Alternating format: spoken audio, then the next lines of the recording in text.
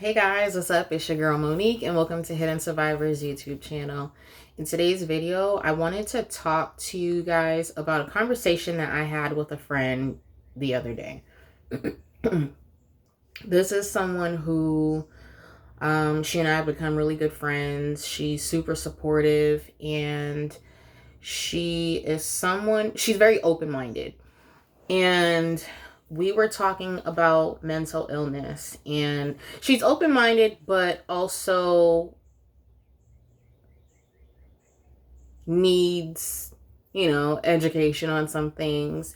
But she has that willingness and eagerness to learn and educate herself and be more aware of certain things. She and I have had conversations about mental illness and about race and like deep conversations, and it's refreshing and hopeful, and it's a really good feeling when you have a friend who, as a person of color, you have a friend who's white and they are aware that they don't get it, but they also want to get it, but not in a like woke type way. If you understand what I'm saying, like, how you have how there's white folks who are like, yeah, I'm pro-black and pro this, and I have black friends and I have this and I have that, and I'm not racist, and I want to learn the proper terms and this and that and da da da da da. But it kind of comes off like really like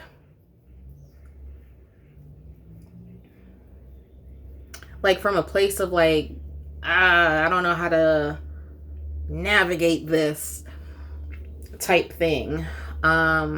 Versus where you have some white folks who they're just like, I don't get it, and I am aware of the fact that my experience in life and walking through this world is very different from yours, but I want to understand what it is like for you, and I want to know, how I can use my experience to positively influence your experience and the experience of those around us. And not in terms of like, oh, how can I, a white person, make your life as a black person or a person of color better, but like in terms of like, I want to learn so that when I'm around other folks who don't know, I can teach and I can show them and I can be an example of like, yo, that's not cool. Like when there are times when someone needs to speak up,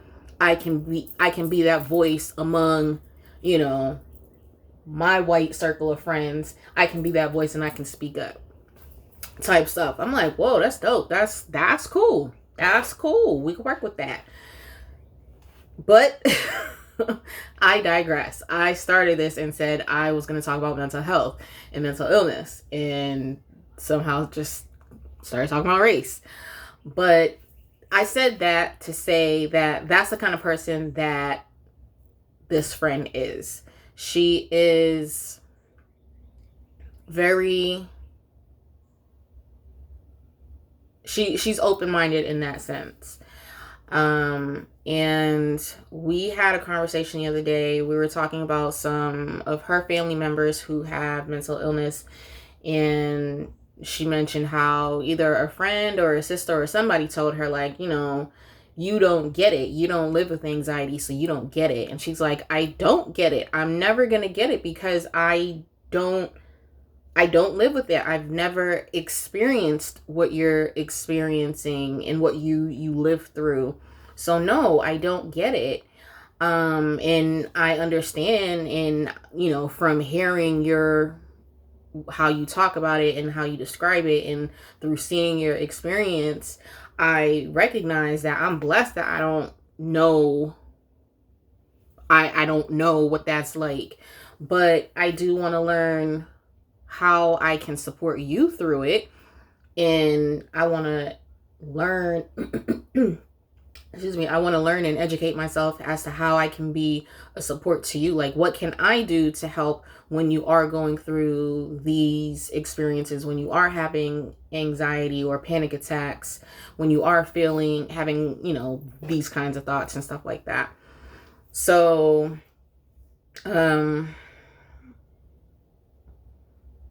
we had this conversation, and then I was just kind of telling her, it's hard as someone who has mental illness and anxiety and PTSD and depression, stuff like that.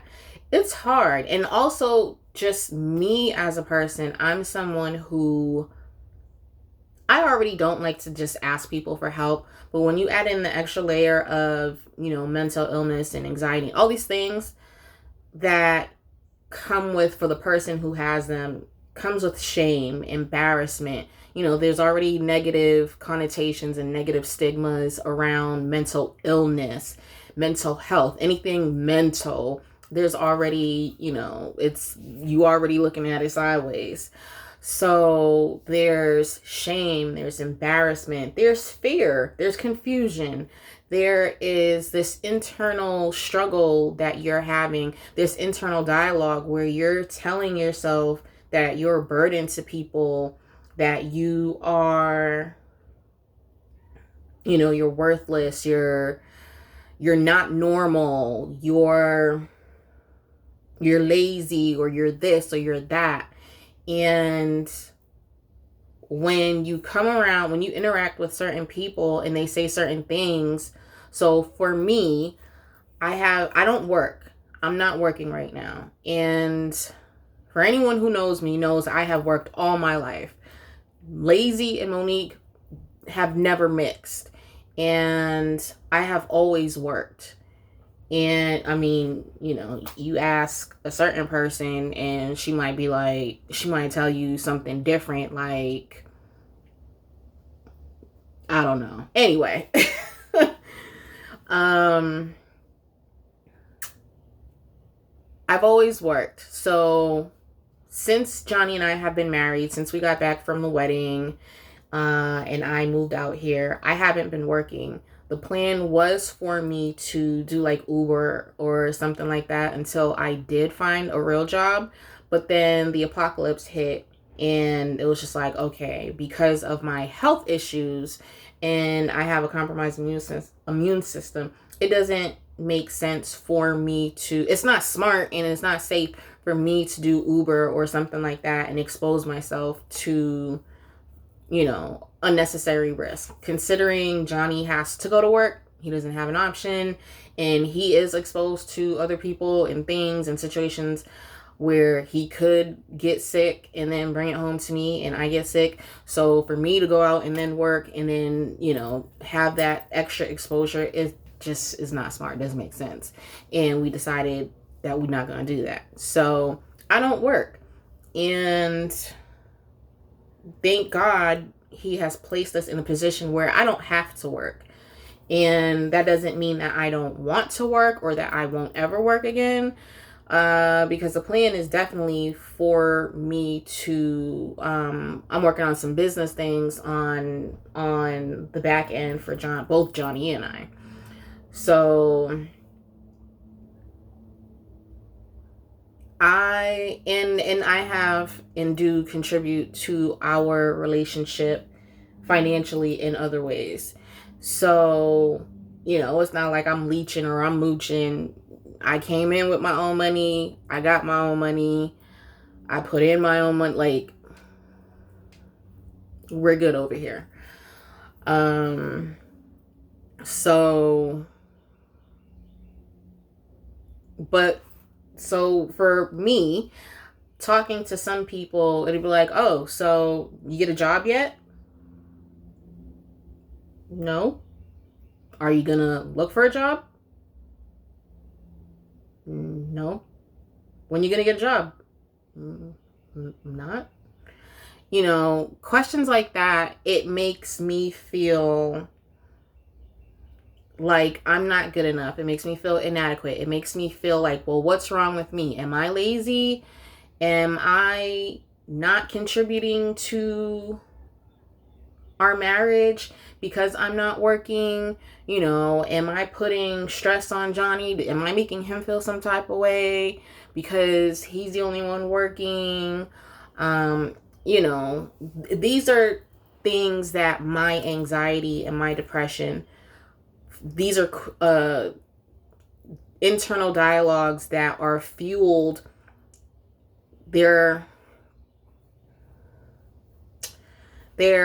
ignited by interactions with other people and the things that they say to me. And once that gets to me internally, that anxiety and depression and PTSD, all that stuff, it starts to warp all that stuff, and then it puts it on the loop.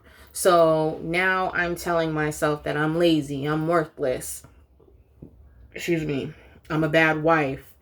It makes me afraid to like go out and interact with people. I don't want to talk to people because I don't want anybody asking me if I'm working or why I'm not working or when I'm going to get a job or, stuff like that. And it's hard because when you, speaking in terms of the anxiety, like when that hits, man, it's a very real physical experience. You start to sweat, your hands get clammy, your feet get clammy and sweaty, your heart is racing, you can't catch your breath. And I apologize for those of you who are watching who have anxiety, because I know even just me talking about this is probably triggering. Because even for me, just talking about it, describing it to you guys, I'm not having a panic attack right now.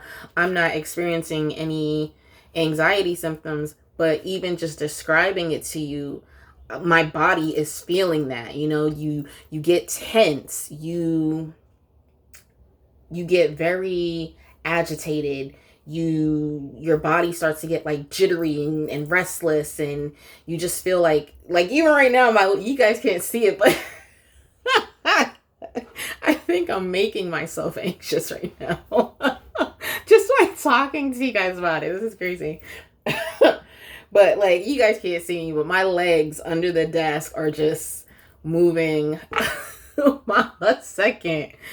But it's a very real physical state of being on top of the inner stuff, the internal stuff. So you have the external physical, you have the internal mental and emotional side of it. So your body and your mind are both attacking you on both sides, and you feel trapped, you feel stuck in the middle. And then you have people outside of you who they don't see that. They don't see what's going on the inside. And a lot of times they don't even see the physical stuff, or they might see it and be like, what is wrong with you? Or, think all these other things. Are they on drugs? Are you high? Are you drunk? Are you crazy? What's wrong with you? You got issues. It's hard. And it's hard as that person to say to someone, hey, this is what I'm going through and I need help. Or, hey, this is what I'm going through. I'm struggling right now. Or, hey, this is what I'm going through, and it would be really helpful if you did da-da-da-da-da. Or didn't do da-da-da-da-da. And, it's hard because, again, you do feel like you're a burden to people. Even though they tell you, like, you're not a burden. We love you. We support you. We want to be there for you. Anything you need, we got you. You know that, you hear that, and you believe that, but that fact is not greater than that internal voice, that internal struggle you have of feeling like you're a burden. That thought, I'm a burden on people that I love and care about, is louder than them saying, hey, we're here for you, we love you, we care about you. And it sucks because you really have to be intentional. You really have to work and push through that nagging voice and that nagging feeling of, I'm not good enough, I'm a burden, I'm this, I'm that. And you have to, you really have to fight past that. You really have to fight through those feelings and through those thoughts so that you can hear, we're here for you, we love you, what do you need, we got you. And it's for Johnny and I, it has been helpful.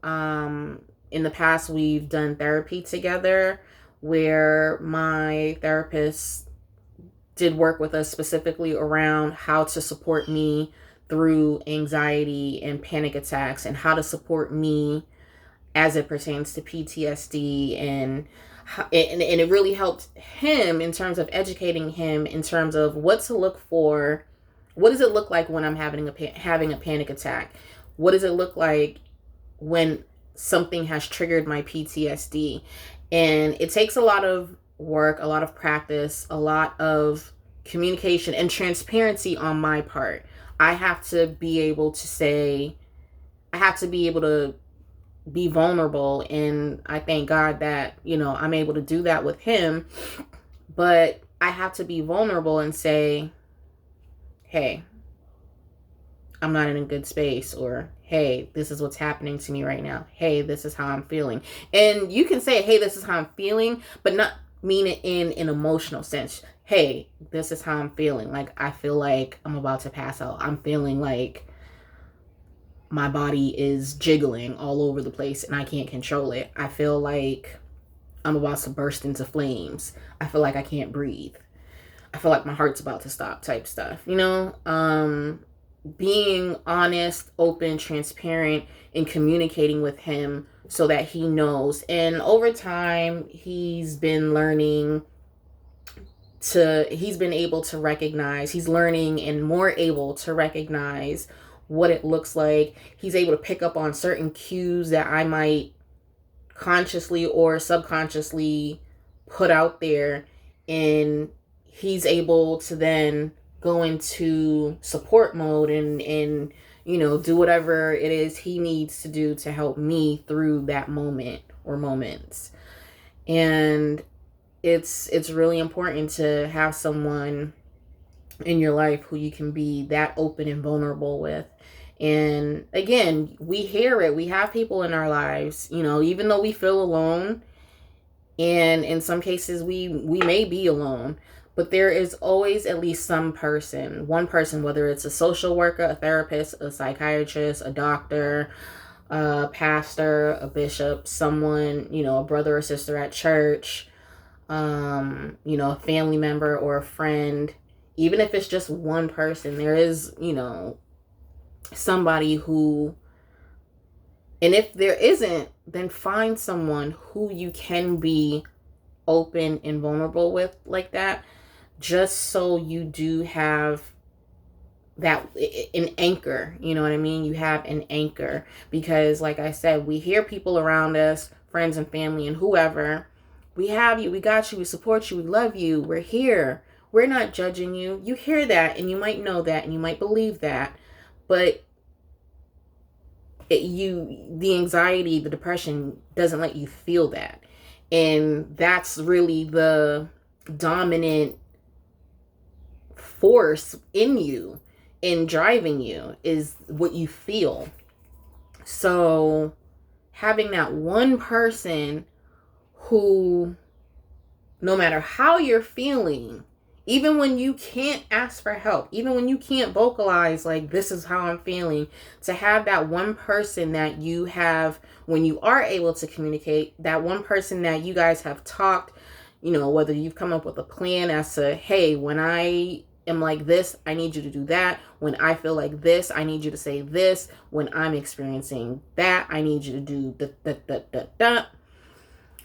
It's amazing, it's great, and it's really important to have that one person who can pull you back in, who can bring you back to reality, who can pull you out of that space.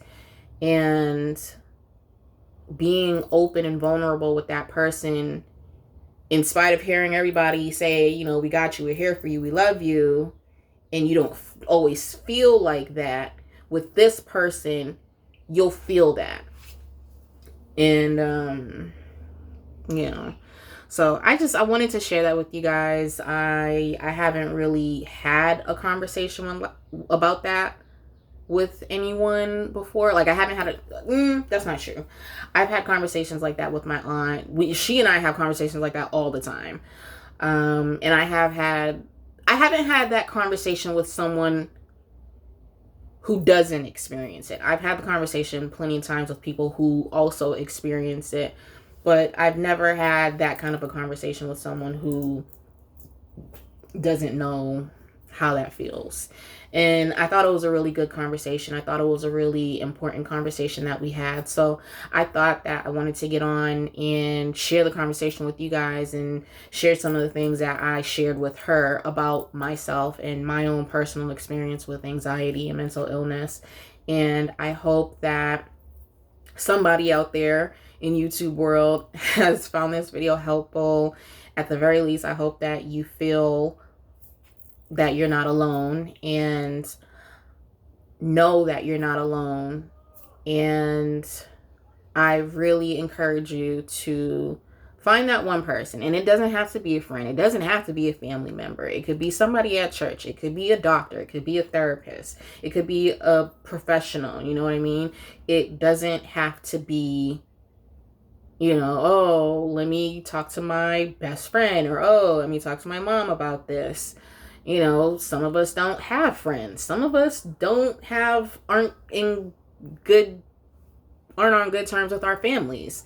You know, so those might not be options, but there is always an option to get out there. There's usually an option to get out there and talk to a doctor or a therapist or a social worker or someone, you know, or go to church and speak to someone there.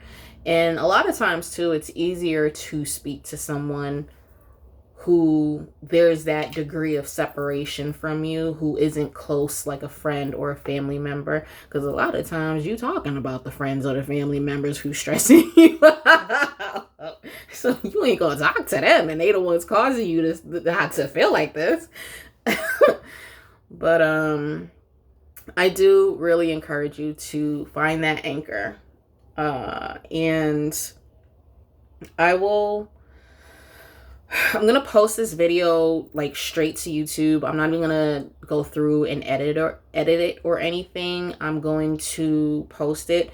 And so I'm not going to be able to, I mean, I can, but it's going to take a little bit more work and research on my end to add some links, like, you know, to find the proper resources. But I do want to put in the description some links to some resources, whether it's the suicide prevention hotline, or it's, you know, a link to, there's like a national page where you can like find doctors and professionals and stuff like that. But I will put some kind of resource or something in the description box for you guys to click on and check out, whether it's just something that gives, even if it's just something that gives some information about anxiety, PTSD. I do have some like forms and exercises and stuff that help with like grounding exercises when you're experiencing some anxiety symptoms, when you're having a panic attack. And then I have some handouts that like have some tips and suggestions for loved ones, what they can do to help you through that. But all that stuff is packed up, and y'all know I'm not unpacking anything in this house. So that's why I said it's going to take more research on my part to like try to find those resources online that I can put them in the description box. But at some point, I'm going to post this video now, but at some point I'm going to come back to this video and I'm going to put those resources in the description box. So those will be there. But I hope you guys found this video helpful.